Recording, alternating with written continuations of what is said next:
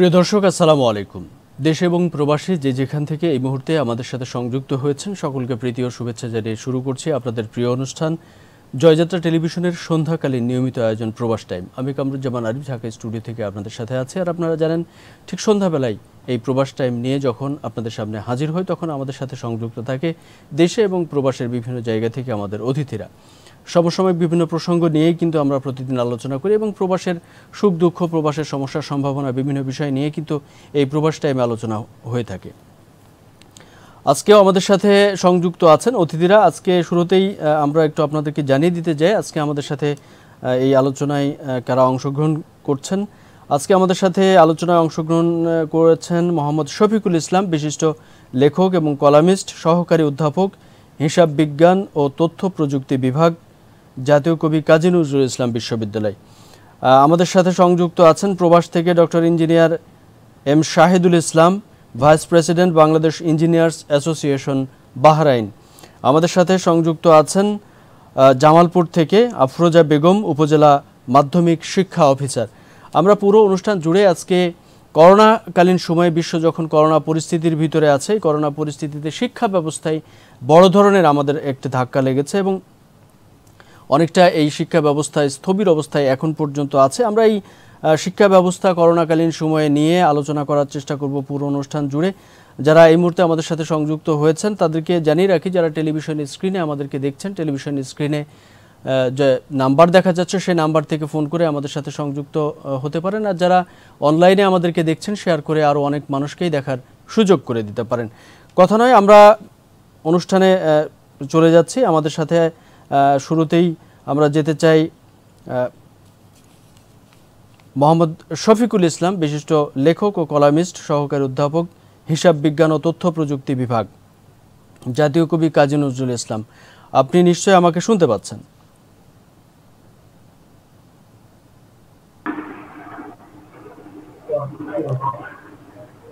জনাব শফিকুল ইসলাম, আপনি শুনতে পাচ্ছেন নিশ্চয়ই আমাকে?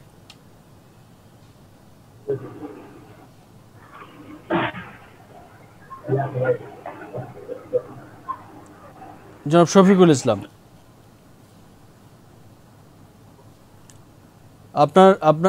আপনার অডিওটি একটু দেখে নেবেন। জি জনাব শফিকুল ইসলাম। জি জি আমি শুনতে পাচ্ছি। অসংখ্য ধন্যবাদ আপনাকে, অসংখ্য ধন্যবাদ। জি আমি এখন শুনতে পাচ্ছি আপনাকে একদম পরিষ্কার। জি আমরা যে প্রসঙ্গ নিয়ে আলোচনা করতে যাই, আপনি নিশ্চয়ই শুনেছেন যে করোনা পরিস্থিতিতে শিক্ষা ব্যবস্থায় যে বড় ধরনের একটি ধাক্কা লেগেছে এবং এখন পর্যন্ত কিন্তু শিক্ষা ব্যবস্থা সারা পৃথিবীতেই অনেকটা স্থবির হয়ে আছে। কোথাও কোথাও হয়তো শিক্ষা ব্যবস্থা নতুন করে আবার সচল করার চেষ্টা করা হচ্ছে, স্বাভাবিক করার চেষ্টা করা হচ্ছে, কিন্তু পুরো বিশ্বের দিকে যদি আমরা তাকাই তাহলে দেখব যে বিশ্বের বেশিরভাগ জায়গায় এখন পর্যন্ত শিক্ষা ব্যবস্থা বিশেষ করে স্থবির অবস্থায় আছে। ছাত্রছাত্রীরা অনেকটাই স্কুল কলেজ থেকে তারা বিরত আছে। ঠিক এই পরিস্থিতিতে বাংলাদেশ নিয়ে আমরা কথা বলতে চাই যে বাংলাদেশে যে পরিস্থিতি তৈরি হয়েছে এখন পর্যন্ত কিন্তু আগামী ৩ অক্টোবর পর্যন্ত কিন্তু স্কুল কলেজ বন্ধ রাখা হয়েছে। এখনও কবে খোলা যাবে সে ব্যাপারে এখন পর্যন্ত আমরা কিন্তু নিশ্চিত না।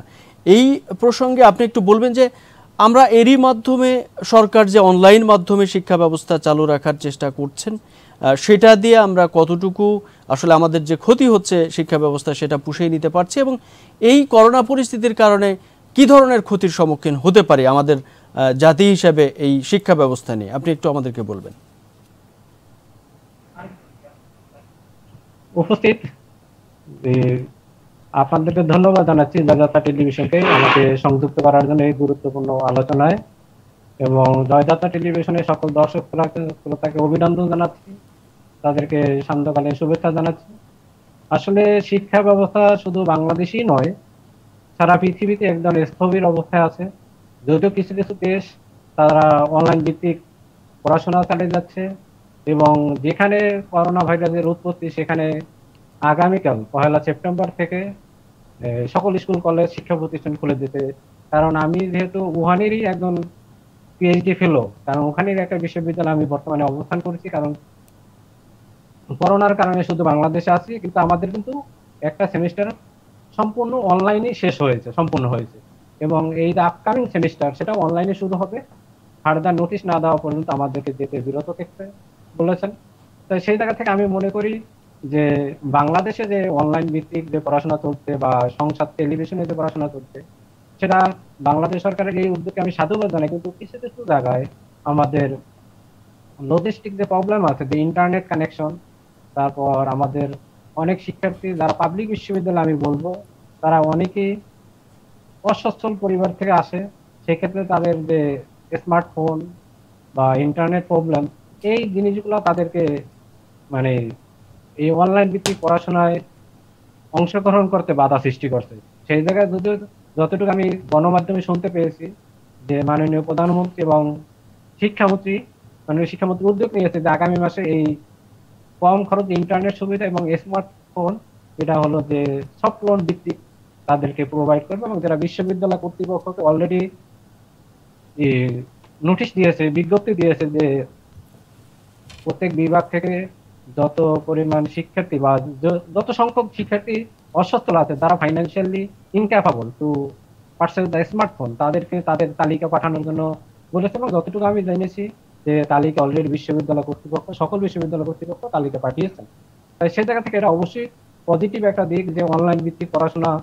কারণ এই করোনা ভিত্তিক যেটা আমি দেখেছি যে কিছু কিছু, যেমন যুক্তরাষ্ট্রেও যেখানে শিক্ষা প্রতিষ্ঠান খুলে দিয়েছে এবং বিভিন্ন বিশ্ববিদ্যালয় খুলে দেওয়ার কারণে যে তাদের করোনা ভাইরাসের যে সংক্রমণ সেটা বৃদ্ধি পেয়েছে, এবং পরবর্তীতে বিশ্ববিদ্যালয় কর্তৃপক্ষ আবার সেটাকে বন্ধ করার একটা ই করছে। জি, আমি আপনাকে একটা ইনফরমেশন দিতে পারি। স্কুল কলেজ খোলার পরে একদম প্রাথমিক পর্যায়ের যে স্কুলগুলো রয়েছে সেখানে খুব অল্প দিনেই প্রায় 1 লক্ষ ছাত্রছাত্রী আক্রান্ত হয়েছে, যার কারণে আবার নতুন করে কিন্তু বন্ধ করতে তারা বাধ্য হয়েছে। তো বাংলাদেশ এখন পর্যন্ত কিন্তু সিদ্ধান্ত নিতে পারেনি। তো কিন্তু অনলাইনের মাধ্যমে আমরা যে ক্লাসগুলো নিচ্ছি সেটা আসলে আমাদের যে ক্ষতি হচ্ছে সেটা কতটুকু পুষিয়ে উঠতে সহায়তা করবে এই ক্লাসগুলো? সেই ক্ষতিটা পুষিয়ে নেওয়ার সুযোগ আছে। আমাদের এখনো পরিবেশ সৃষ্টি হয়নি, যেটা আপনিও জানেন বা আমিও জানি, যে আমাদের শিক্ষা প্রতিষ্ঠান বিশ্ববিদ্যালয় হয়তো বা কিছুটা খোলার একটা সম্ভাবনা আছে, বা বিশ্ববিদ্যালয় ছাত্রছাত্রীও চাচ্ছে বিশ্ববিদ্যালয় খুলুক, কিন্তু অন্যান্য যে প্রতিষ্ঠান আছে শিক্ষা প্রতিষ্ঠান সেটা খোলার মতো পরিস্থিতি এখন হয়নি। কিন্তু যেটা পুষিয়ে নেওয়া যাবে যদি সেমিস্টার সিস্টেম বলছি বা শিক্ষাবর্ষ, যে এখানে যতদিন আমার হচ্ছে যে লস হচ্ছে সেটা যদি আগামী শিক্ষাবর্ষ থেকে কমিয়ে নিয়ে আসা যায়, যেমন হলো আগামী শিক্ষাবর্ষের 12 মাস, সেখানে যদি সেটাকে 9 মাসে অথবা 8 মাসে, যে আমরা পরিস্থিতি দেখে করোনার কোথায় কিভাবে আসলে কখন করোনা নিয়ন্ত্রণে আসবে তার উপরে তার উপর উল্লেখ করে বা তার উপর অ্যানালাইসিস করে আমাকে শিক্ষাবর্ষ কমিয়ে নিয়ে আসতে হবে। এবং সেক্ষেত্রে যদি হয় যে আমার যে শিক্ষার যে কারিকুলাম আছে বা সিলেবাস আছে সেটাও যদি কমিয়ে নিয়ে আসার দরকার হয়, বা ইন ডেপথ অ্যানালাইসিস না করে আমরা ইন শর্ট যে আমরা স্টুডেন্টকে জাস্ট যতটুকু না হইলেই নয় ততটুকু শিক্ষার্থীদেরকে আমরা যদি যে পড়িয়ে আগামী শিক্ষাবর্ষটাকে শেষ করতে পারি। এবং আরেকটি জিনিস আমি উল্লেখ করতে চাই আপনাদের জয়যাত্রা টেলিভিশনের মাধ্যমে এবং আমার বাংলাদেশের জনগণকে, যে একটি জিনিস হলো যে আমাদের দেশের যে সিস্টেমটা, যে পরীক্ষা কেন্দ্রিক, এখান থেকে বের হয়ে আসতে হবে। যে শিক্ষা সিস্টেমটা শুধু পরীক্ষা কেন্দ্রিক হলেই হবে না, অন্যান্য আপনি যদি বাইরের দেশ যদি দেখেন সেখানে কিন্তু সবই পরীক্ষা কেন্দ্রিক নয়। আমাদের যে সকল যে শিক্ষার্থীদের যে মূল্যায়ন যে পদ্ধতি, সেই মূল্যায়ন পদ্ধতিটাকে এই পরীক্ষার ভিতরে না নিয়ে মানে অন্য মাধ্যমে বিকল্প পদ্ধতি বের করতে হবে, যেখানে স্টুডেন্টদেরকে অ্যাসেসমেন্ট করা যায়। যেটা আমি আপনাকে উদাহরণ দিতে বলি, যে আমার গত সেমিস্টার 5টা কোর্স ছিল, কই আমার তো 5টা কোর্সের পরীক্ষা, সকল কোর্সের পরীক্ষা কিন্তু পরীক্ষা কেন্দ্রিক ছিল না। যেমন আপনার term paper, assignment preparation, report preparation, অনলাইনে প্রেজেন্টেশন, এভাবে কিন্তু আমাকে ইভালুয়েশন করেছে পিএইচডি কোর্স ওয়ার্ক হিসাবে। তাই সেক্ষেত্রে আমি বাংলাদেশে যেটা আমি বলবো যে এই পরীক্ষা কেন্দ্রিক সিস্টেম থেকে বের হয়ে আসতে হবে। কারণ একজন স্টুডেন্টকে বা শিক্ষার্থীকে মূল্যায়নের জন্য শুধু পরীক্ষা একটা মাধ্যম হতে পারে না। এটা হলো আমার ব্যক্তিগত মতামত। এবং আমি অনলাইন আপনি আমাদেরকে, আমরা আবারও আসবো আপনার কাছে, আপনি আমাদেরকে বলবেন যে পরীক্ষা ছাড়া কিভাবে বিশেষ করে নার্সারি পর্যায়ে বা প্রাথমিক পর্যায়ে যে শিক্ষা রয়েছে সেই শিক্ষাতে এই যে পরীক্ষা পদ্ধতি কতটা যুক্তিসঙ্গত বা কতটুকু আমাদের হেল্প করে, তার পরবর্তী ক্লাসগুলোতে ওঠার ক্ষেত্রে এই পরীক্ষাটা কতটুকু প্রয়োজন আছে, সেই বিষয়গুলো নিয়ে নিশ্চয়ই আপনার পড়ালেখা আছে, আপনি আমাদেরকে একটু জানাবেন। এই বিষয় নিয়ে কিন্তু কথা উঠেছেন এবং প্রধানমন্ত্রী শেখ হাসিনাও কিন্তু এই বিষয়ে কিছু কমেন্টস করেছেন যে প্রাথমিক পর্যায়ে পরীক্ষাগুলো কি করা যায়। আমরা আসবো আপনার কাছে। আমরা একটু যেতে চাই আফরোজা বেগম, উপজেলা মাধ্যমিক শিক্ষা অফিসার, জামালপুর। আপনি শুনতে পাচ্ছেন নিশ্চয়ই আমাকে?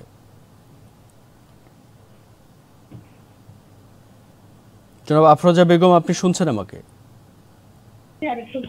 জি, আপনাকেও ধন্যবাদ আমাদের অনুষ্ঠানে সংযুক্ত হওয়ার জন্য আজকে। আমি আপনার কাছে যে বিষয়টি জানবো, যে বিষয় নিয়ে আমরা শুরু করেছি, করোনাকালীন সময়ে আমরা শিক্ষা ব্যবস্থায় যে আমরা ক্ষতিগ্রস্ত হচ্ছে, আমরা পিছিয়ে পড়ছি, সেই বিষয় নিয়ে কথা বলছি। যেহেতু আপনি মাধ্যমিক শিক্ষা অফিসার হিসেবে নিয়োজিত আছেন উপজেলাতে, আপনি বলবেন যে মাধ্যমিক পর্যায়ের যে শিক্ষা, আমরা কি ধরনের ক্ষতি হচ্ছে এই মাধ্যমিক পর্যায়ে, এবং সেটাকে পুষিয়ে নেওয়ার জন্য সরকারের যে অনলাইন মাধ্যমগুলো ক্লাস নেওয়ার ব্যবস্থা করা হচ্ছে, সেটা কতটুকু চালু করা হয়েছে, এবং সেটা দিয়ে মাধ্যমিক পর্যায়ে কতটুকু এই শিক্ষা ব্যবস্থার যে ঘাটতি সেটাকে পূরণ করা সম্ভব হবে? ধন্যবাদ। আসসালামু আলাইকুম। জয়যাত্রা অবশ্যই স্বাগত জানাচ্ছি আজকে আমাকে কথা বলার সুযোগ করে দেওয়ার জন্য। যে বিষয়টা নিয়ে আসলে একটা কথা শুরু হচ্ছে, করোনা ভাইরাস যেটা, এটা আসলে আমাদের জন্য, আমাদের দেশে নতুন, আমাদের দেশে কেন বিশ্বে একটা নতুন একটা সমস্যা তৈরি হয়েছে। প্রথম দিকে আসলে আমরা বুঝতে পারিনি যে আসলে আমরা কিভাবে কি করবো। পর্যায়ক্রমে তখন তাৎক্ষণিক আমাদেরকে নির্দেশ দেওয়া হলো যে প্রতিটা শিক্ষা প্রতিষ্ঠান যেন বন্ধ ঘোষণা করা হয় এবং ছেলেমেয়েরা যেন বাইরে যেন বের না হয়।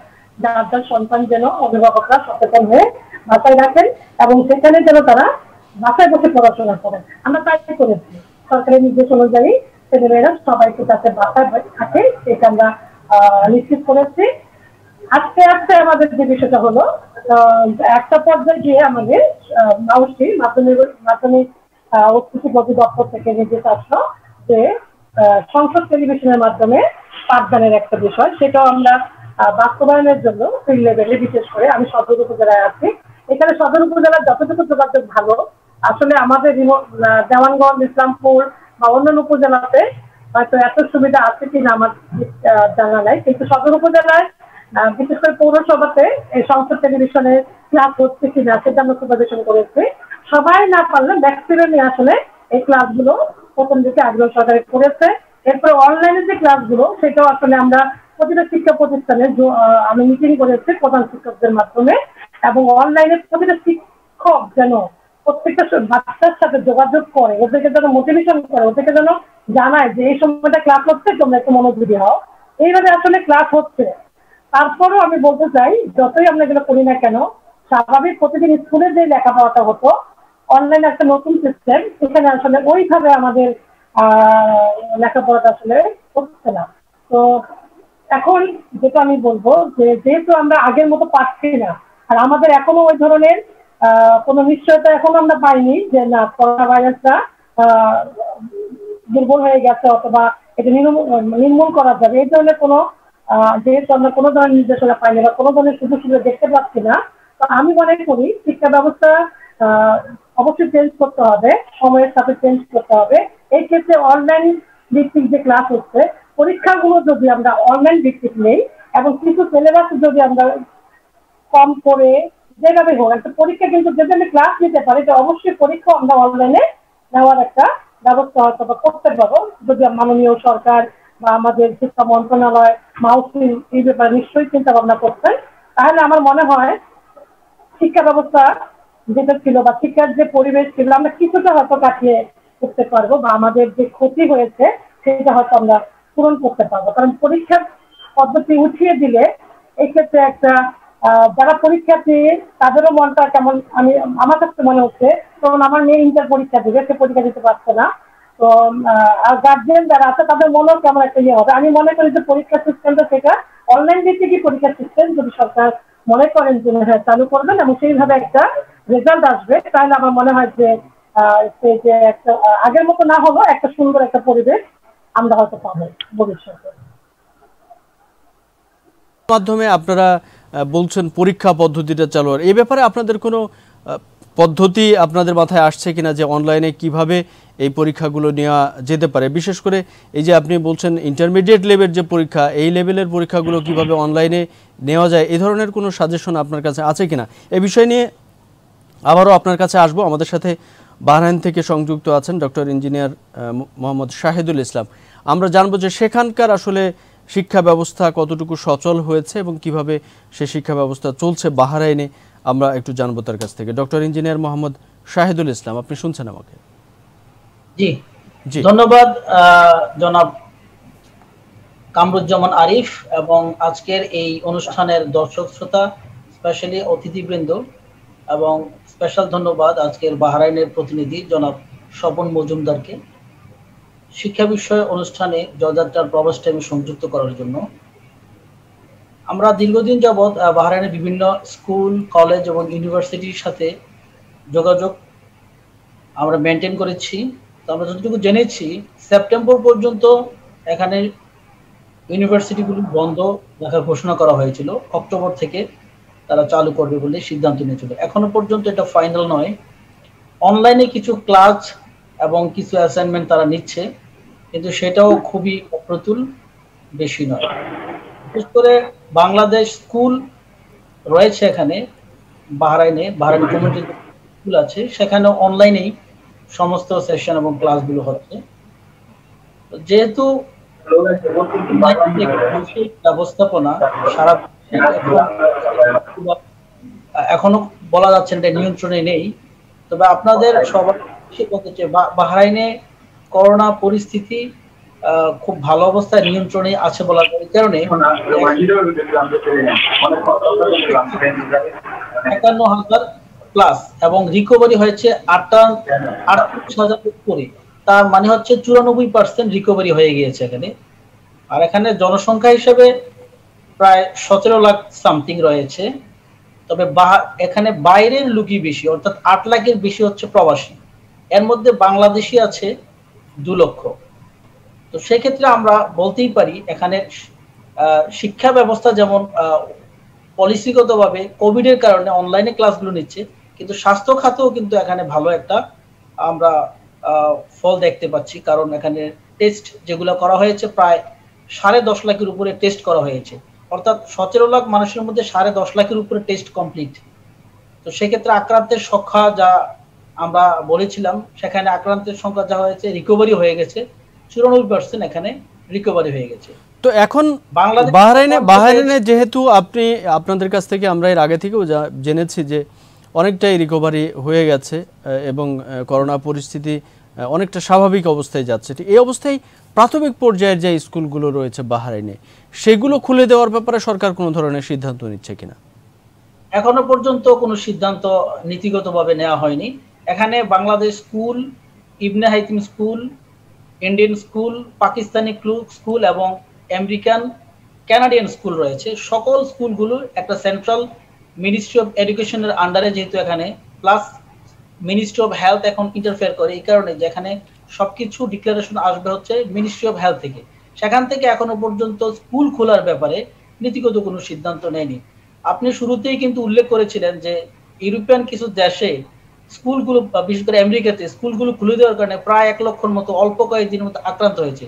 সেই বিষয়টা মাথায় রেখেই সম্ভবত এখানে মিনিস্ট্রি অফ এডুকেশন এটাকে অ্যাপ্রুভাল দিচ্ছে না।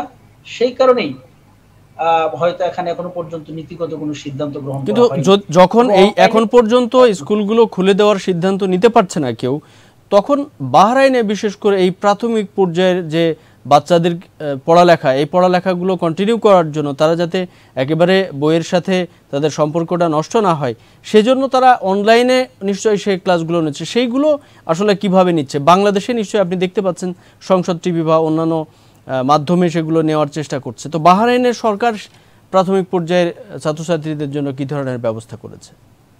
এখানে প্রাথমিকভাবে যেটা বলা যায়, প্রত্যেকটা স্কুলে আলাদা পোর্টাল রয়েছে তাদের, অনলাইন পোর্টালে, সেখান থেকে, এবং এটা ন্যাশনাল টিভি বাহরাইন টিভিতে কিছু কিছু সরকারি স্কুলগুলো সেখান থেকে ক্লাসের ব্যবস্থা করা হয়েছে। এবং ইউটিউব, বিশেষ করে তারা লেকচারগুলো অনেক সময় ইউটিউবে দিয়ে দিচ্ছে লেকচার করে, যাতে তারা রিপিট করতে পারে। কারণ হচ্ছে সরাসরি ক্লাসের সময় অনেক সময় দেখা যায় একাধিক স্টুডেন্ট থাকার কারণে একটা হইচই হয়, অ্যান্সার টু কোশ্চেন সেকশনে এসে অনেক প্রবলেম ক্রিয়েট হয়ে যায়। সেই ক্ষেত্রে তারা ভিডিওস করে অনেক সময় তাদেরকে গাইডলাইন হিসেবে ইউটিউবে দিয়ে দিচ্ছে, অথবা কোনো চ্যানেলের মাধ্যমে লোকাল সেখানে দিয়েছে। তখন বাচ্চারা সেখান থেকে ডাউনলোড করে অথবা তারা সরাসরি ওখান থেকে জুম করে অথবা তারা টেনে টেনে তাদের প্রবলেমগুলো দেখতে পারতেছে এবং একাধিকবার তারা রিভিউ করার সুযোগ পাচ্ছে। এই সুযোগ আছে বাহরাইনে। অনেক ধন্যবাদ ডক্টর ইঞ্জিনিয়ার শাহিদুল ইসলাম, আপনি আমাদের সাথে থাকবেন। আমরা আবারও একটু যেতে চাই মোহাম্মদ শফিকুল ইসলাম, আপনার কাছে যেতে চাই যে এই যখন আমরা এই করোনা পরিস্থিতির কারণে এই শিক্ষা ব্যবস্থাকে অনলাইনের মাধ্যমে আমরা করার চেষ্টা করছি, ইউরোপের অনেকগুলো কান্ট্রি যেটা অনলাইনে এর আগে থেকেই ক্লাসগুলো নিয়েছে, বিভিন্ন সময় অনলাইনে ক্লাসগুলো নিয়েছে এবং তাদের যে প্রেজেন্টেশন আছে সেগুলোও কিন্তু অনলাইনের মাধ্যমে নিয়ে থাকে। তো আমাদের কাছে যেহেতু বিষয়টা নতুন, তো তখন আপনি একটু বলবেন যে শিক্ষকরা বিশেষ করে এই যে অনলাইনের মাধ্যমে আমরা ক্লাস নেওয়ার চিন্তাভাবনা করছি বা সরকার যে ব্যবস্থা করছে, শিক্ষকদের কতটুকু ক্যাপাবিলিটি তৈরি হয়েছে এই অনলাইন মাধ্যমে ক্লাস নেওয়া, ছাত্রছাত্রীদেরকে বোঝানো বা ছাত্রছাত্রীদের কাছে সেই বিষয়গুলোকে সুন্দরভাবে ফুটিয়ে তোলা, এই বিষয়টি আসলে শিক্ষকরা কতটুকু ক্যাপাবিলিটি অর্জন করেছে? ধন্যবাদ আপনাকে। সেক্ষেত্রে শিক্ষকদের যেটা হলো যে প্রাইমারি স্কুল বা এখান থেকে তো যেটা হচ্ছে সংসদ টেলিভিশনে আর কিছু হলো যে, এবং সেখানে আমি দেখেছি যে তাদের যারা ওখানে ক্লাস নিচ্ছেন তাদের পারফরমেন্স বা তাদের প্রেজেন্টেশন স্টাইল ভালো, কিন্তু তারপর আমাদের কিছু যেটা হলো যে অনলাইন ক্লাসের জন্য যেহেতু এটা নিউ প্ল্যাটফর্ম আমাদের দেশের জন্য, সেই ক্ষেত্রে কিন্তু ট্রেনিং দরকার। সেই ট্রেনিংটা অনলাইন ট্রেনিং হতে পারে, যেটা প্রাইমারি স্কুল বা মাধ্যমিক পর্যায়ে যে স্কুল আছে বা উচ্চ মাধ্যমিক কলেজ, যে সেখানে শিক্ষকদেরকে ট্রেনিং এর ব্যবস্থা করা যেতে পারে, সেটা অনলাইনই করা যেতে পারে। তাহলে যতটুকু ঘাটতি রয়েছে আমি মনে করি যথেষ্ট নতুন একটা সিস্টেম হিসাবে আমাদের শিক্ষকরা, সেক্ষেত্রে আমি মনে করি তাদেরকে সাধুবাদ জানাই যে তারা আসলে তাদের পারফরমেন্স সেটা দেখিয়েছে। কিন্তু যেখানে যতটুকু শর্টকামিংস আছে অথবা ল্যাকিংস আছে, সেই জিনিসটাকে কাভার দেওয়ার জন্য বা সেক্ষেত্রে ট্রেনিং করার জন্য, এই একটা জিনিস। আর আরেকটা জিনিস বলবো, আমি আপনাদের এই জয়যাত্রা টেলিভিশনের মাধ্যমে আমি মাননীয় প্রধানমন্ত্রী সহ এবং শিক্ষামন্ত্রী সবাইকে অনুরোধ করতে চাচ্ছি যে এইচএসসি পরীক্ষাটা নেওয়ার কিন্তু বিকল্প ভাবে নেওয়া উচিত খুব শীঘ্রই। কারণ যে পরবর্তী পর্যায়ের যে তাদের যে কার্যক্রম বিশ্ববিদ্যালয় পর্যায়ে, সেই জিনিসটা কিন্তু একেবারে ফুললি স্টপ আছে, মানে কোনো কার্যক্রম শুরু হয় না। তাহলে সেই ক্ষেত্রে আমি বলবো পরীক্ষাটা নেওয়ার কিন্তু বিকল্প উপায় আছে। আমি আপনাদেরকে বলতে চাচ্ছি বা আমি সকল দর্শক শ্রোতাকে বলতে চাচ্ছি যে আমি গত এক সপ্তাহ বা 15 দিন আগে bdnews24.com একটা লেখা লিখেছিলাম এই বিকল্প পদ্ধতি, এইচএসসি পরীক্ষার বিকল্প সমাধান। আমি সেখানে অনেকে ফিডব্যাক পেয়েছি, সেই ফিডব্যাক থেকে আমি কিন্তু আবার ওখান থেকে পদ্ধতি চেঞ্জ করে আমি গতকালকে আমি আমার কালের কণ্ঠে পাঠিয়েছি 4টা পদ্ধতি, বিকল্প উপায় যে কিভাবে এইচএসসি পরীক্ষা নেওয়া যায়। সেখানে করোনা সংক্রমণ হওয়ার সম্ভাবনা অনেকাংশে কমে যাবে এবং থাকবে না বললেই চলে যদি ওইভাবে পরীক্ষাটা নেয় সরকার। তাই সেই জায়গায় আমি বলবো যে এইচএসসি পরীক্ষাটা নেওয়া উচিত। কারণ আমার ছোট বোন পরীক্ষার্থী আছে, সেই জায়গায় আমি দেখেছি যে তাদের মানসিক যে একটা দুশ্চিন্তা বা অনিশ্চয়তা আছে, তারা সেইটা বা সেই বিষয়টাকে রিকভার দেওয়ার জন্য আমি মনে করি অক্টোবরের মাঝামাঝি পরীক্ষা শুরু করা উচিত। এবং আমি যে পদ্ধতি বা বলছি, সেই পদ্ধতিকে যদি যারা শিক্ষাবিদ আছে বা বুদ্ধিজীবী আছে বা যারা প্রশাসনিক লেভেলে যারা আছে, তারা যদি এটাকে যদি একটু অ্যানালাইসিস করে তাহলে আরো বেটার সলিউশন পাবে। আমি হয়তো বা কলামে লিখতে গিয়ে তো আমি ইন ডিটেলস লিখতে পারিনি, আমি আমার একটা ধারণা বা কনসেপ্ট আমি দাঁড় করি, হয়তো বা কালের পরবর্তীতে প্রকাশিত হবে ইনশাল্লাহ। তাই সেই জায়গাতে আমি মনে করি পরীক্ষাটা নেওয়া উচিত। আর আপনি এর আগে আমি একটু আপনার কাছ থেকে একটু পরীক্ষা পদ্ধতিটা, অনলাইনে পরীক্ষা পদ্ধতিটা যেমনটি বলছিলেন আফরোজা বেগম, উনিও বলছিলেন যে অনলাইনে পরীক্ষা নেওয়া যেতে পারে, সেটা কেমন হতে পারে? বিশেষ করে আপনি এইচএসসি লেভেলের কথা বলছেন, সেখানে ছাত্রছাত্রীরা অধীর আগ্রহে অনেক দিন যাবতীয় অপেক্ষা করছে তাদের পরীক্ষার জন্য। যে এইচএসসি পরীক্ষা যে আপনি উনি যে বলছেন, হ্যাঁ সেক্ষেত্রে অনলাইনে নেওয়া যায়। আমি গত আমার কলামে আমি অনলাইনের কথা বলেছিলাম, কিন্তু ওখান থেকে কিন্তু অনলাইনের ব্যাপারে নেগেটিভ আসছে। কারণ আমাদের দেশে এখনো টোটাল কিন্তু ডিজিটালাইজেশন বা টোটাল বাংলাদেশ কিন্তু আমি ইন্টারনেটের মাধ্যমে নিয়ে আসতে পারিনি বা ডিজিটালাইজেশন করতে পারিনি। অনলাইনে পরীক্ষা নেওয়া সম্ভব। আমি নিজেই পরীক্ষা দিচ্ছি অনলাইনে। কিভাবে? যে আপনাকে আগের দিন উত্তরপত্রটা পাঠিয়ে দিয়েছে, কোশ্চেনটা দিয়েছে, যেমন আপনার 10টায় পরীক্ষা শুরু হবে তার 1 মিনিট অথবা 10টার সময়, এবং সেখানে মাল্টিপল মানে শিক্ষক ছিল ইনভিজিলেশনে যে অনলাইনে, এবং একটা গ্রুপ করে দেশের জুমে 10 জন 15 জন দেশের যাতে মনিটর করতে পারে। এবং আমারটা অনলাইনে এটা করেছে আমার ফেস এবং হাত যাতে আমার সবসময় কি হয় ক্যামেরার সামনে দেখা যায়, এবং সাথে সাথে পরীক্ষা শেষ হবে আমার উত্তর যেটা অ্যান্সার স্ক্রিপ্ট এটা আমি মোবাইলের স্ক্রিনে আমি ওখানে যেমন একটা সিস্টেম থাকবে, সেন্ট্রাল সিস্টেম, যেখানে আমি এই উত্তরপত্রটা আমি মেইল করে দেবো অথবা স্ক্রিনশট নিয়ে আমি পাঠিয়ে দেবো। পরবর্তীতে আমার যে শিক্ষা প্রতিষ্ঠান, সেটা কলেজ হোক অথবা যে সেন্টার থাকবে, সেই সেন্টার কর্তৃপক্ষ আমার ওই যে যেটা লিখিত সেই কপিটা সংগ্রহ করবে। পরবর্তীতে কিন্তু আমার পরীক্ষা শেষ হওয়ার সাথে সাথে আমাকে উত্তরপত্রটাকে একটা সেন্টার সিস্টেম থাকবে, আমি যেখানে আপলোড করে আমি দিয়ে দিব। এবং এখানে যেমন নকল বলেন বা অন্যান্য চান্স কিন্তু অনেক কম অনলাইনে পরীক্ষা নেওয়া সম্ভব, কিন্তু আমাদের বাস্তবিক অর্থে বাংলাদেশে এখন আসলে অনলাইনে পরীক্ষা নেওয়া সম্ভব নয়।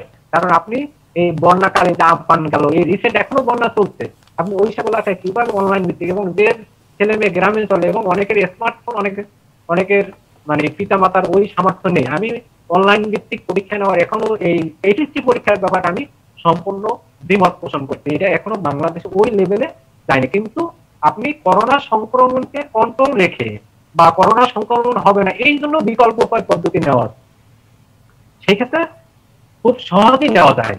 যেমন আপনাকে আমি একটা উদাহরণ দিতে বলি, যে উদাহরণ দিচ্ছি, যেমন 13টা সাবজেক্ট এইচএসসিতে।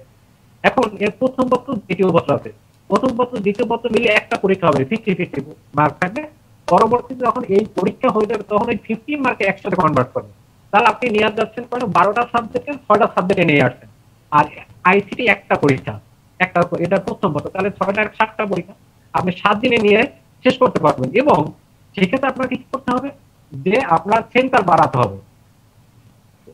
ডিসির আন্ডার, জেলা প্রশাসকের আন্ডার সেন্টার ভিত্তিক, তার আন্ডারে উপজেলা ভিত্তিক ইউনিয়নের ইউনো মানে উপজেলার নির্বাহী অফিসার, সে একটা সাব কেন্দ্রের কি হবে, প্রধান হবে, তার আন্ডারে ইউনিয়ন ভিত্তিক সাব কেন্দ্র, উপ সাব কেন্দ্র থাকবে। এভাবে যদি হয় যে প্রত্যেকটা যে যে এলাকায় আছে, যে কলেজে যার আশেপাশে যে শিক্ষা প্রতিষ্ঠান আছে সেখানে পরীক্ষা দিবে। জাস্ট আমি যে কলেজে পড়াশোনা করেছি ওই কলেজে জাস্ট ইনভিজিলেশনটা চেঞ্জ করে দেবে, এই কলেজে শিক্ষক ওই কলেজে দেবে। তা আপনি অনেকাংশই যে নির্মূল ভাবে বা করোনার যে সংক্রমণ হওয়ার যে ঝুঁকি আছে, জনসমাগম হওয়ার যে সম্ভাবনা আছে, সেটা অনেকাংশই কমে যায়। আমি মনে করি এভাবে পরীক্ষাটা নেওয়া যায়।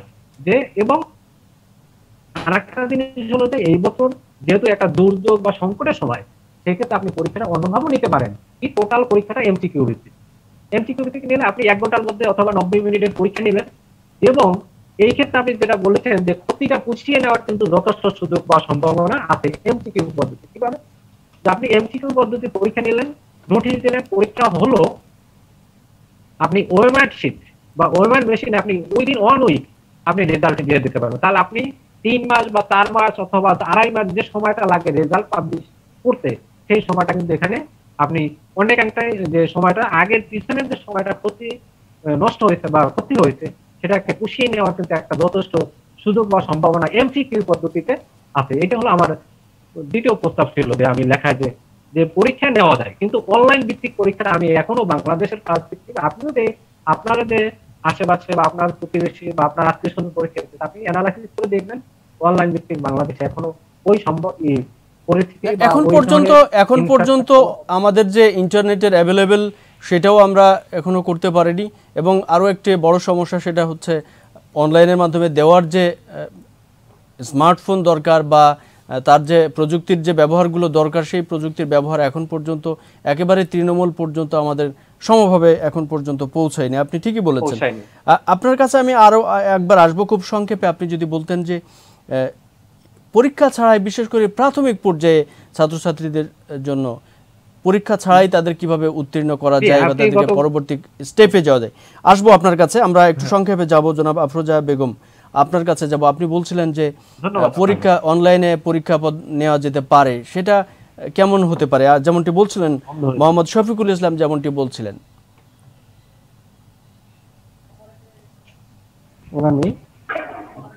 মানে পরীক্ষা আমাদের আসলে পরীক্ষা নেওয়ার মতো কোনো পরিস্থিতি নেই, এটা একদম আমরা বাস্তব যে পরীক্ষা আমরা আসলে নিতে পারবো না। সকল স্টুডেন্টকে একত্রিত করে আগে যে পরীক্ষা পদ্ধতি ছিল সেই পরীক্ষা কিন্তু আমাদের নেওয়ার কোনো সুযোগ নেই। তো এই বিষয়ে অবশ্যই আমি ইন্টারমিডিয়েট পরীক্ষা বা এসএসসি পরীক্ষা বিষয়ে আমাদের মাননীয় মন্ত্রী মহোদয় বা আমাদের শিক্ষা সচিব মহোদয়, মাউসির যে দিদি মহোদয় এবং আরো যারা আছেন শিক্ষার সাথে সংশ্লিষ্ট, তারা এটা নিয়ে আসলে অনেকেই ভাবছেন। আর যে ওই বিষয়টা নিয়ে আমি আসলে জানি না কি হবে, তবে পরীক্ষা না নিলেও আসলে একটা ছেলে বা একটা মেয়ে, আমি যদি পরীক্ষা অংশগ্রহণই না করি তাহলে কিন্তু আমার যে মূল্যায়নটা হবে, পরীক্ষা ছাড়া যদি কোনো ধরনের রেজাল্ট দেওয়ার কোনো সুযোগ আছে কিনা আমি জানি না। যদি সুযোগ থাকে সেই ক্ষেত্রে হয়তো বা আমরা আমরা যারা জনগণ বা যারা জনগণ আছে তারা মেনে নিবে কিনা সেটা একেবারে অবস্থা। সেই ব্যাপারে আসলে আমি মনে করি যে আমাদের শিক্ষা বিভাগ সে বিষয়ে অবশ্যই সঠিক সিদ্ধান্ত নেবেন। যারা শিক্ষাবিদ আছেন তাদের সাথে কথা বলে আলোচনার মাধ্যমে অবশ্যই সে সুন্দর একটা সিদ্ধান্ত আমাদের খুঁজে বের করতেই হবে এটা। আর মাধ্যমিকের যে বিষয়টা সেটা আমি বলছি, আমার সাথে দুজন শিক্ষক এখানে আছেন, শিক্ষক সমিতির সভাপতি এবং একজন সেক্রেটারিও আছেন আমার এখানে আমার সাথে। ওনারা হয়তো যদি আপনার সুযোগ দেন হাতে কথা বলবে। আর আমি যেটা বলতে চাই, মাধ্যমিক পর্যায়ে অনলাইনে যে বিষয়টা আছে, আসলে অনলাইনে যদি আমরা ক্লাস করতে পারি তাহলে আমরা আমার কাছে মনে হয়েছে, আমি সদর উপজেলার কথাই বলছি, এখানে অনলাইনে ক্লাস কিন্তু আমরা সুন্দর মতো করতে পারছি, কারণ আমি সুপারভিশন করছি।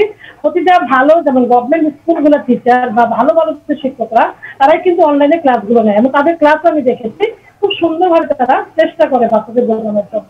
এটা যদি আমাদের ছেলেমেয়েরা গার্জিয়ানরা যদি দেখেন, তারা কিন্তু খুব ইজিলি আমি মনে করি যে তারা বাসায় বসেই আর হয়তো বা তারা পরীক্ষাটা দিতে পারবে। পরীক্ষার সিলেবাসটা হয়তো ছোট করে জনাব আফরোজা বেগম, এখানে আমাদের দেশে যে সমস্যাটা সব থেকে বড় সমস্যা, এর কিছুদিন আগেও আমরা ফেস করেছি যে পরীক্ষা পদ্ধতিতে অসৎ উপায় অবলম্বনের যে বড় ধরনের প্রবণতা ছাত্রছাত্রীদের ভিতরে ছিল, সেখান থেকে কিছুটা কিন্তু আমরা বের হয়ে এসেছি। আপনারা নিশ্চয়ই সেটা সবাই স্বীকার করবেন যে আমরা অনেকটাই বের হয়ে এসেছি। কিন্তু অনলাইনের মাধ্যমে আমরা যে পরীক্ষাটা নেওয়ার কথা বলছি, সেখানে আবার সেই সুযোগটা হয়তো আবার তৈরি হবে, কারণ আমরা ছাত্রছাত্রীদের যাদেরকে পরীক্ষা সেন্টারে বসাবো তাদেরকে ওইভাবে অনলাইনের মাধ্যমে তাদেরকে ঠিক রাখা বা তারা যাতে কোনো অসৎ উপায় অবলম্বন করতে না পারে সেই ব্যবস্থাটা পাকাপোক্ত করা আসলে আমাদের জন্য কতটুকু সম্ভব হবে সেই বিষয় নিয়ে কিন্তু এখন পর্যন্ত সন্দিহান অবস্থায় আছে। তো তবে পরীক্ষা পদ্ধতি পরীক্ষা হওয়া দরকার, সেটা হয়তো আপনি যেমনটি বলছেন আমরা সবাই সেটার সাথে স্বীকার করতে হবে যে পরীক্ষা অবশ্যই পরীক্ষার মাধ্যমেই তাদেরকে উত্তীর্ণ হওয়ার একটা সুযোগ তৈরি করা দরকার। আপনাকে অনেক ধন্যবাদ আমাদের সাথে সংযুক্ত হওয়ার জন্য। আপনি থাকবেন শেষ পর্যন্ত আমাদের সাথে। আমরা একটু যেতে চাই আবারও বাহরাইনে। ডক্টর ইঞ্জিনিয়ার মোহাম্মদ শাহিদুল ইসলাম, আপনি যদি আমাদেরকে একটু বলেন যে বাহরাইনে বিশেষ করে পরীক্ষা পদ্ধতির কোনো ব্যবস্থা আপনার জানা আছে কিনা, যে তারা কিভাবে এই স্কুলগুলোতে বিশেষ করে প্রাথমিক পর্যায়ে বা মাধ্যমিক পর্যায়ে বা বিশ্ববিদ্যালয় লেভেলের যে পরীক্ষাগুলো আছে অনলাইনে সেখানে কিভাবে নেওয়ার সিস্টেম আছে? ধন্যবাদ। এখনো পর্যন্ত অনলাইনে পরীক্ষার ব্যাপারে যেটা আমার জানা নেই, তবে সম্ভবত অনলাইনে পরীক্ষা হবে এখানে, কারণ এখানে প্রত্যেকটা জায়গায় প্রত্যেকটা স্টুডেন্টের কাছেই স্মার্টফোন আছে, ফেসিলিটিস খুবই ভালো, 4G ইন্টারনেট অ্যাভেলেবেল, সবার হাতে স্মার্টফোন আছে এবং ট্যাব আছে। সুতরাং আমার বিশ্বাস তারা নিবে, এটা হচ্ছে সরাসরি আর কি। তবে নীতিগত সিদ্ধান্ত হয়নি পরীক্ষার সিস্টেম নিয়ে। তবে আমার প্রিভিয়াস অভিজ্ঞতা থেকে একটা জিনিস শেয়ার করতে হয়, যেহেতু আমাদের এডুকেশনের সাথে জড়িত আমাদের ম্যাডাম একটা খুব চমৎকার কথা বলেছেন যে যদি নীতিগত পরীক্ষা ছাড়াই যদি দেওয়া হয় সেটা কিন্তু আসলে কিভাবে নিবে আমাদের অভিভাবক বৃন্দ কিংবা জাতি। আমি একমত, এই কারণে একটা পরীক্ষা ব্যবস্থা থাকা উচিত। আমি ব্যক্তিগতভাবে অনলাইনে পরীক্ষা নেওয়ার পক্ষে এই কারণে যে আমরা এমসিকিউতে আমরা নিতে পারি, 50 মার্কের যে এমসিকিউটা আছে সেটাকে 100 মার্কস করা যেতে পারে, অথবা 50 মার্কের এমসিকিউ রেখে ওপেন বুক এক্সাম আছে। আমরা ইউনিভার্সিটিতে এবং আমি পিএইচডি করার সময়ও অনেক কিছু আমি অনলাইনেই এক্সাম দিয়েছি, অনেক কিছু অনলাইনে, এবং এটা ওপেন বুক। কারণ এখন যেহেতু সৃজনশীল পদ্ধতি, সেই পদ্ধতিতে যদি ওপেন বুক থাকে কোনো সমস্যা নেই, আসলে ছেলেটার মেধা আছে কিনা সেটা দেখার বিষয়। অর্থাৎ আমরা যদি টাইম লিমিট করে দিই, সাপোজ সকাল 10টা থেকে আমরা 3 ঘন্টা অথবা অনলাইনের কারণে 5 ঘন্টা করে দিলাম, 2 ঘন্টা বাড়াই দিলাম তাদেরকে, কোশ্চেন দিলাম এবং ঠিক 5 ঘন্টার মধ্যে সে অ্যান্সার করে আবার সে ইমেল করবে অথবা সেই পোর্টালে যেখানে পোর্টাল করা হবে সেখানে সে সাবমিট করবে। এই ব্যবস্থা যদি থাকা হয় আমার মনে হয় সমস্যা হবে না। আর আরেকটা জিনিস হচ্ছে আমি বলতে চাই, প্রত্যেকটা কোশ্চেনের জন্য কিন্তু কয়েক সেট কোশ্চেন করা হয়, একাধিক। যদি 4 সেট কোশ্চেন করা হয়, যদি কোনো কারণে একটা স্টুডেন্ট অথবা 10টা স্টুডেন্ট পরীক্ষা অংশগ্রহণ করতে না পারে স্মার্টফোন কিংবা ইন্টারনেটের প্রবলেমের কারণে, সেক্ষেত্রে সেকেন্ড সেট থেকে তাকে পরীক্ষার সুযোগ দেওয়া হবে। সেকেন্ড সেট না পারলে হয়তো থার্ড সেট যাবে। অর্থাৎ আমি চাই যে অ্যাটলিস্ট একটা এক্সামের মাধ্যমেই আমাদের এডুকেশন সিস্টেমটা একটা ডেভেলপ হোক। একেবারে অনেক ধন্যবাদ ডক্টর ইঞ্জিনিয়ার শাহিদুল ইসলাম। এমন ব্যাপারটা হলে আমাদের এডুকেশন নিয়ে এমনিই বাইরে অনেক কোশ্চেন আছে বাংলাদেশের সিস্টেম নিয়ে, তো সেক্ষেত্রে আমাদের মান কিন্তু অনেক নিচে যাবে। যদিও কোভিড-19 সিচুয়েশন বলা যায় না গভর্নমেন্ট কি করে, সেটা শিক্ষামন্ত্রী এবং আমাদের প্রধানমন্ত্রী ভালো জানবেন যে জাতিগত সত্তা বিকাশে আমাদের এডুকেশন সিস্টেম কেমন হওয়া উচিত। তারপরেও আমরা বাইরে অনেক ইউনিভার্সিটি এবং কলেজের সাথে আমাদের সম্পর্ক থাকার কারণে আমরা এই জিনিসগুলো জানি যে ওপেন বুক এক্সাম হতে পারে, তবে টাইম লিমিট করে দেওয়া ভালো। নিশ্চয়ই সরকারের পক্ষ থেকে কোনো ধরনের চিন্তা করা অবশ্যই হচ্ছে, কারণ এই যে প্যান্ডেমিক সিস্টেমটা আমাদের নতুন এসেছে, কিন্তু এরকম যে সমস্যা ভবিষ্যতে আর হবে না এরকম আমরা কেউই জানি না, যার কারণে এখনই হয়তো আমাদের সিদ্ধান্ত নিতে হবে যে অনলাইনের মাধ্যমে আমাদের এই ধরনের সিচুয়েশনে কিভাবে অনলাইনের মাধ্যমে আমাদের সব কিছু স্বাভাবিক রাখা যায়, সেই বিষয়ে নিশ্চয়ই সরকার ভাবছেন। আপনাকে ধন্যবাদ। আমাদের সাথে আমরা সর্বশেষ আরেকটু যেতে চাই মোহাম্মদ শফিকুল ইসলাম। দুঃখিত, আমাদের সাথে মোহাম্মদ শফিকুল ইসলাম এই মুহূর্তে নাই। আমাদেরকে অনুষ্ঠান শেষ করতে হচ্ছে। সবাইকে ধন্যবাদ জানাচ্ছি এতক্ষণ পর্যন্ত আমাদের অনুষ্ঠানে থাকার জন্য, সময় দেওয়ার জন্য সবাইকে ধন্যবাদ জানাচ্ছি। দর্শক, শেষ করতে হচ্ছে আজকের এই প্রবাস টাইম। আগামী কালকে আবারও আসবো আপনাদের সামনে। তার আগে আপনাদেরকে জানিয়ে রাখি যে বিষয় নিয়ে আমরা এতক্ষণ পর্যন্ত আলোচনা করছিলাম, যে শিক্ষা ব্যবস্থার যে ক্ষতি হচ্ছে সারা বিশ্বেই, বাংলাদেশও ঠিক তার বাইরে নয়, এবং বাংলাদেশের সরকার নিশ্চয়ই এই শিক্ষা ব্যবস্থার যে ক্ষতি হচ্ছে সেই ক্ষতিটাকে পুষিয়ে নেওয়ার জন্য সরকার নিশ্চয়ই যথাযথভাবেই ভাবছেন কিভাবে এটাকে পুষিয়ে নিয়ে স্বাভাবিক করা যায় এবং ছাত্রছাত্রীদেরকে কিভাবে সামনের দিকে এগিয়ে নেওয়া যায়, বিশেষ করে তাদের যে পড়াশোনার ক্ষতি হচ্ছে, শিক্ষা ব্যবস্থার যে ঘাটতি তৈরি হচ্ছে সেই ঘাটতিটাকে পুষিয়ে নেওয়ার জন্য নিশ্চয়ই সরকার ভাবছে, এবং আমাদেরকেও তার সাথে পার্টিসিপেট করতে হবে যার যার অবস্থান থেকে এই শিক্ষা ব্যবস্থাকে কিভাবে সামনের দিকে এগিয়ে নেওয়া যায়। কারণ জাতি হিসেবে আমাদেরকে সামনে এগিয়ে যেতে হলে শিক্ষা ব্যবস্থার নিশ্চয়ই সামনের দিকে এগিয়ে যেতে হবে। স্থবির অবস্থা কাটবে, আবারও ভালো কোনো সময় আসবে আমাদের জন্য, সেই প্রত্যাশায় শেষ করছি আজকের এই প্রবাস টাইম। আগামীকাল আবার দেখা হবে। সে পর্যন্ত সবাই ভালো থাকবেন আর সুন্দর থাকবেন, নিরাপদে থাকার চেষ্টা করবেন। আল্লাহ হাফিজ।